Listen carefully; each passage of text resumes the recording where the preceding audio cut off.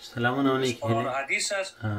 اون با پشتونولی قطعی میکنی، بسیار اشتباهی بزرگ میکنی. پشتونولی مخالف تعلیم زن نیست. پشتونولی یک کلتور و فرهنگ انسانی است. حبیب الله کلکانی 110 سال پیشتون لباس می‌شد. مگه امروز در قرن 21 2024 امروز برادرای پشتون ما در ریاست جمهوری با می لباس می‌شدن. خب برای ما امروز آمدیم چی گفتم؟ با فارسی نیوز عزیز، فارسی نیوز عزیز، ما با طالب که دشمنی دارم، طالب زبانش پشتو است، لیکن افکار سیاسیش، کردار سیاسیش تمامش بر اساس قرآن و حدیث است. قتلش، کشتارش، بیناموسیش، بی‌غیرتی است. اگر طالب پشتون می بود، پشتون سر ناموس سر میته. از مرکز کابل دختر عروسیده و برای خود ثواب نمیخواست، دهنش پاره میکردن، با آتش میکشیدن. شما پشتونولی را یک فرهنگ آریایی است، فرهنگ شماست، فرهنگ بیداهاست. طالب خراب ده دیگه قرآن و حدیث باز کمپان پسات قرآن و حدیث یک جان نسازیم. امیز کمپان پسات قرآن و حدیث یا چه رول ده امی پشتونولی که هست شکل دیگه از اول و هیچی پشتونولی که ده یا بل ڈول ده افراطی اسلام ده. بخوای یا نخوای پشتونولی خودش بستر گرم بر اسلام افراطی است و خود پشتونولی یک چهره دیگه اسلام افراطی است. شما تاکید نکنین سر پشتونولی. پشتونولی غیر از افراطیت، غیر از تعصب در برابر زنا، غیر از جهالت قرون وسطایی هیچ چیز نداره. چیز خوب نداره پشتونولی. بیا در تعریفش نکنین. بله تاییدی ورسره یک بقا بخشین. شما اشتباه میکنید. اشتباهی دانی است. در پشتونولی ما برگ اتن داریم. برگ اتن چی رو میگه؟ برگ اتن مطلب خزی و سڑیان چیوزه سره اتن کن. خود کفاندن که از بین برن. ما امیالی هم در امی لندن، در امی اروپا، در افغانستان زمانی که خوشی ما میشه و اساس فرهنگ پشتونولی ما اینمی اتن میکنیم. در پشتونولی زن آقای وردک ما با اون فرهنگ پشتونوالیه که زن را اجازه نده به مکتب و مدرسه برن لعنت میفرستیم. ما با اون فرهنگ پشتونوالیه که نیم خاک به پاکستان بفروشن. دا زمانگا ما با اون پشتونوالیه که تحصیل کرده پیسه خلقی دوست عزیز پشتونوالی اگر این رقم باشه ما برش لعنت میفرستیم. بالکل ما هم به لعنت میفرستیم مگر این جز پشتونولی نیست. دا بل توضیح دا وی چې دا د پښتونولي برخه نه ده، د قرآن برخه ده. خدای دې پس پغبر ګړون کا.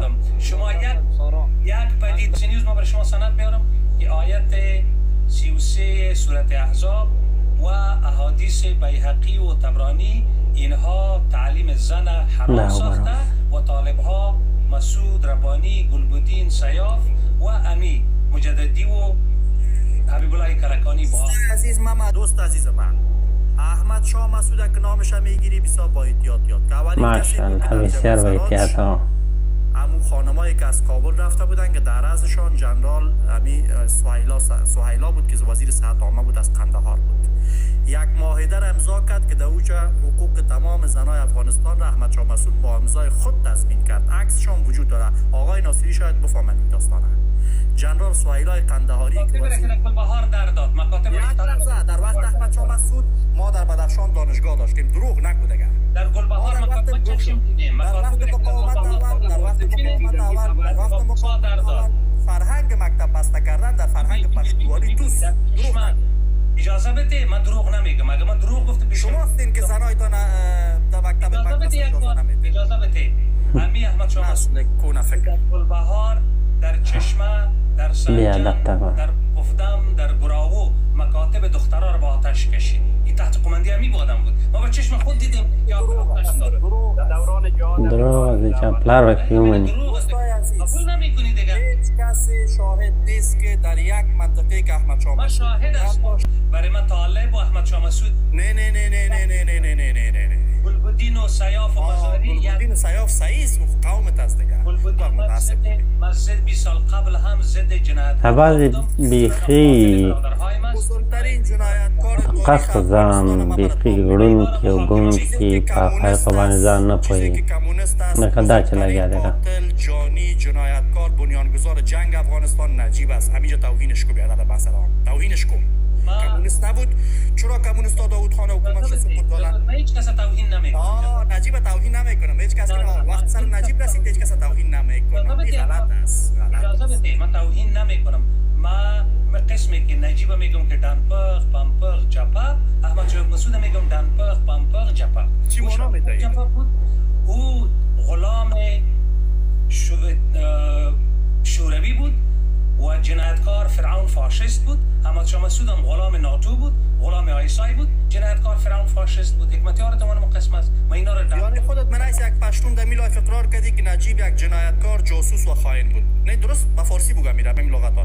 بله دکتر نجیب ما پایی مردک اگر یک جنایت دکتر نجیب آوردی برای ما میگم صحیح تو راستی چیز یکی گپای مفت افغان ملتی است که میزنی شنیدی مغمش نازم افغان ملت هستی و من تا یک چیشه بیار یک جنایتش به من نشان بدی. ما به چشم سر دیدیم.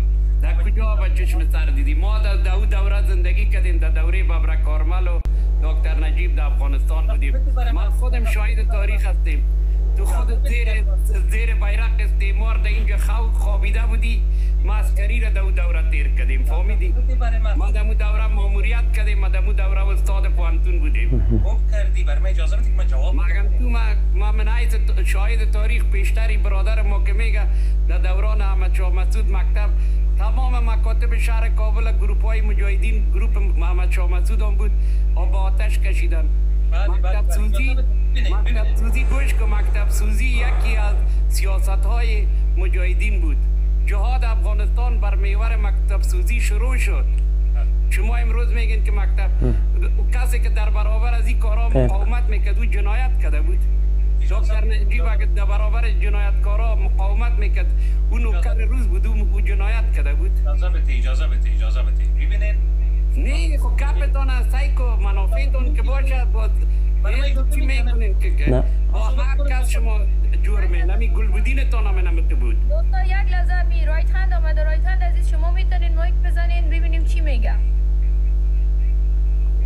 ساراز رایت هند استاد محترم واقعیتون اوالی دلتا زما په نظر شما با کسایی که خود مجاهد میگفت یا همچون خود طالب میگفت یا هم کمونیست میگفت اگر طرفداری از اونها کنین شما خودتان در جرم و جرایم از اونها شریک هستید. فرق نمیکنه دیر واقعیتون اوالی اونا از کدام قوم هیچ وقت بی طرف یعنی تکم قوم ملاتر نکنی نشانده بیگانه ها بودن. شما نباید از او بیایید دیگه حمایت کنید طرفداری کنید. حقایق باید گفت. او مردم افغانستان تا کی شما میره مجاهد پرستی میکنه یا طالب پرستی میکنه؟ چرا حقیقتا نمیگه؟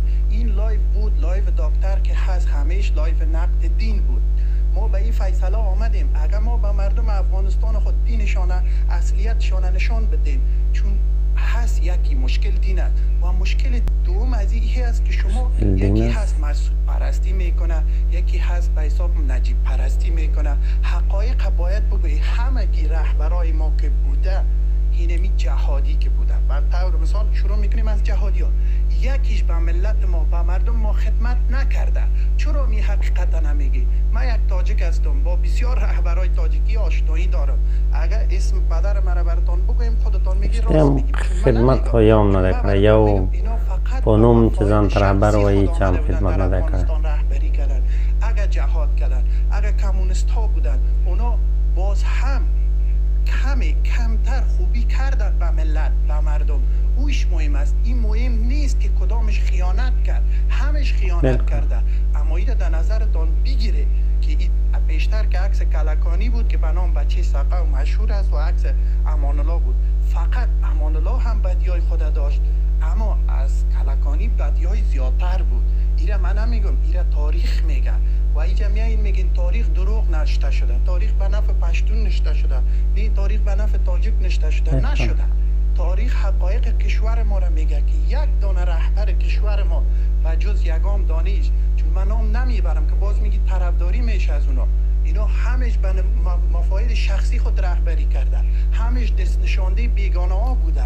افغانستان کشوری بوده که همیش هر کس کجا رئیس جمهور بوده یا شاه بوده با کمک یک کشور بیگانه بوده. شما باید هیچ وقت از این حقیقت دوری نکنید، اما باید در نظر داشته باشید که کدامش یک ورق تانست در قدرت بود تانست خوبی کنه به ملت ما، به مردم بیچاره ما، به خصوص به خانمای افغانستان.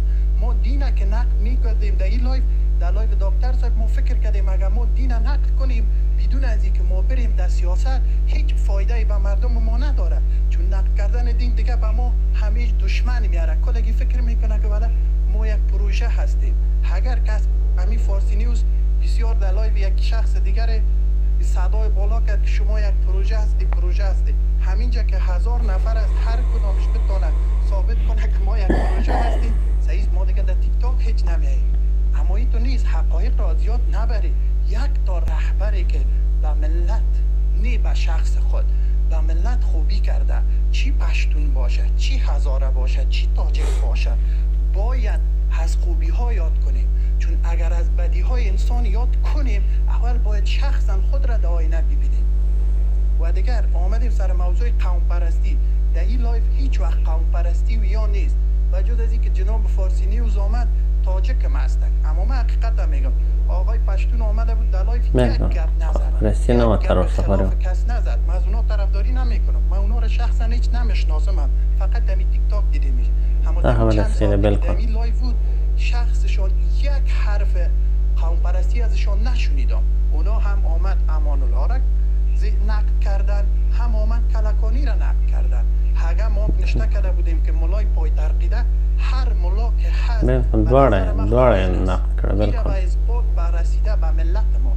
هر کس که یک ملا را، کسی که هست نگاه دین آمده در کشور، پادشاهی کرده، رئیس جمهوری کرده یا وزیری کرده یا قماندانی کرده، او خائن‌ترین آدم است در نظر من، چون به ملت خوبی نکرده، هیچ نکرده. نگوین این لایف نیست که شما میین پشتونی تو کرد سر پکول یا سر دسمال یا سر چیز. من که خورترک بودم در افغانستان میگفت که بیادبی مافت دیگه میگفت پکول گو کرد، ریش جارو کرد، دسمال پاک کرد.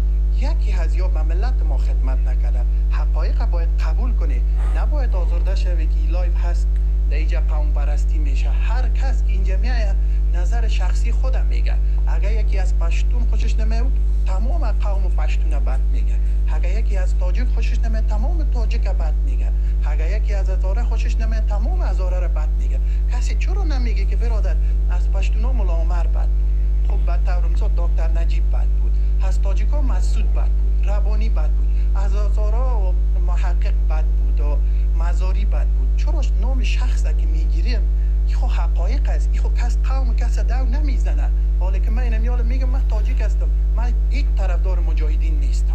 کس من به هزارها دلیل است. چرا دلیلش بگم ما شهر کابل ویران شد، در جنگ های کی ویران شد؟ او در جنگ پشتون تاجیک هزاره نبود، کلش دست نشاندهای بیگانه بود، پول میگرفتن، به خاطر پول میرفتن. یک افغان برادر پشتون خود تاجیک میکشت، تاجیک ازبک هم میکشت، ازبک هزاره را میکشت، هزاره باز پشتون هم میکشت. خواست به خاطر پول جنگ میکردن. اینا همیش دکاندارا بودن. چرا از حقایق پشت میریم؟ چرا از حقایق همیش پشت پرده میمانیم؟ حالش من در کابل بودم، وقتی که راکتا میامد ما در تاکاویا پت میشدیم. شما آمدی اینجا دفاع میکنی که مسعود خوب بود، نه اکمدیاب بود، کل سگ زد بیادر شغال بود. سارا رایت هست. من آیان هستم عزیز فرود میر. ما شما اون میفهمید ما هم نظر است. یکانه که همون تاپیک که دا بحث مو قصه وي او که تاسې څه نظر لرئ په کومنټ کې لاندې ولیکئ. تر بیا د الله په امان او ښې چارې.